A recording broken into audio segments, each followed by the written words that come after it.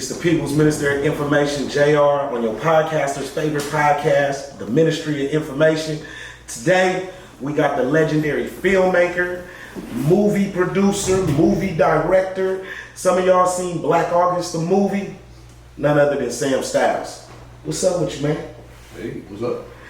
I would get into like a traditional, your history thing, but I think that we're not gonna do that. We're gonna talk about how did you get introduced to hip hop? And why I'm asking you that is because you did some of the first videos of local rappers in the area.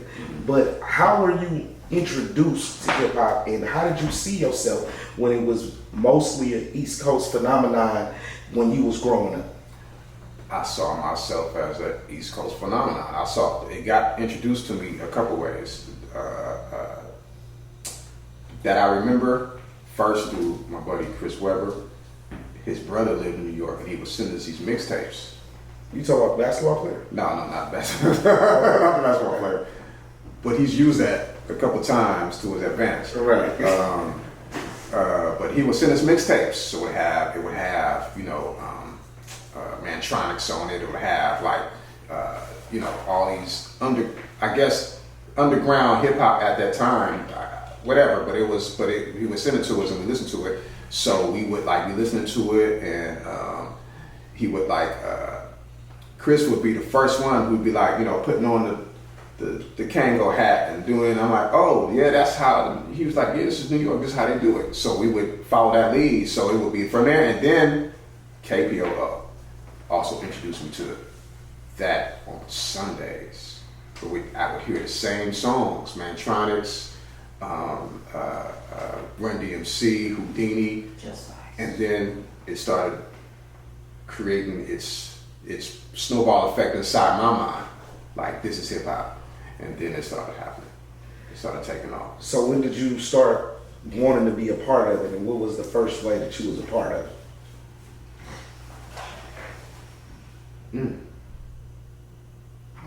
See, freestyling, trying to rap. You see, we bring you on the podcast and ask you questions that nobody asked you, but you said you was trying to rap. Trying to rap, literally saying what they're trying to remember what they're saying, and then saying what they're saying, and then try to create our own. Okay, and then where did it go from there? And what happened in between that and you picking up a camera? Oh man, so much. Then we figured out and saw and observed Beach Street and b-boying and breakdancing and all that, and then we started doing the same thing. So we started trying to mimic what New York was doing. It was all new to us. It was the phenomenon as well. So we embraced that.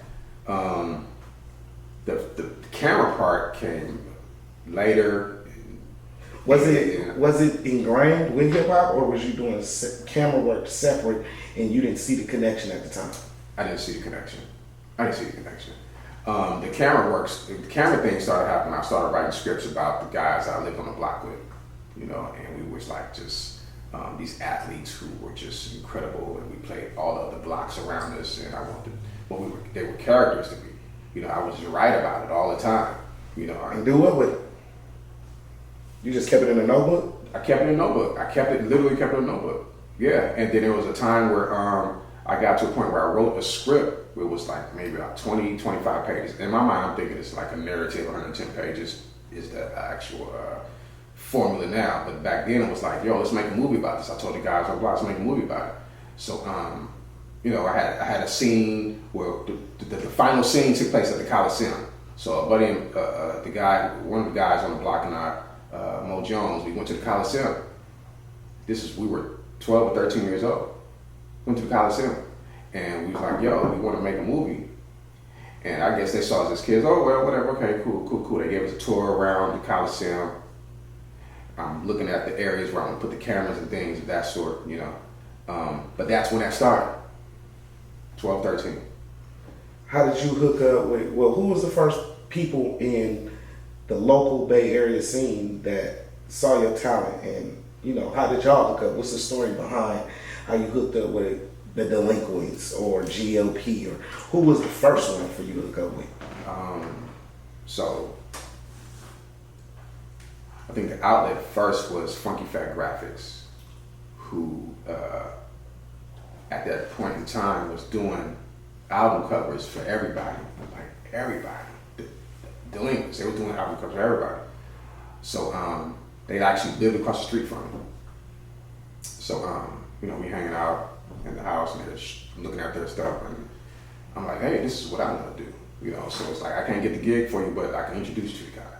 So Delinquents was one of the first, you know. So we hooked up. What was the story behind you and the Delinquents hooking up? I think it was through Funky Phat Graphix, and we hooked up. You know, what comes to mind immediately is the brown bag, the brown bag where they made their payments with. You know, That was your money payment. You down on G-Stack, yeah. It was like, all right, we got it, let's do the video, and here's the payment, you know. Hey, the name is VYG Stack. Yeah. I told you.